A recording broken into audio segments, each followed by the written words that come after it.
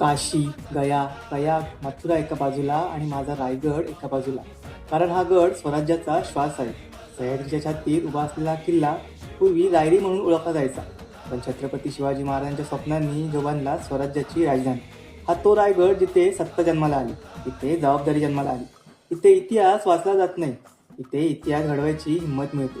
चित्त दरवाजातून पाऊल टाकता समजतं हा गड सहज मिळवलेला नाही. इथे बुद्धी, शौर्य आणि शिस्त तिन्हींची कसोटी आहे. गडाच्या उत्तरेला टकमकतो, जिथे न्याय कठोर होता, पण अन्यायाला मुळीच थारा नव्हता.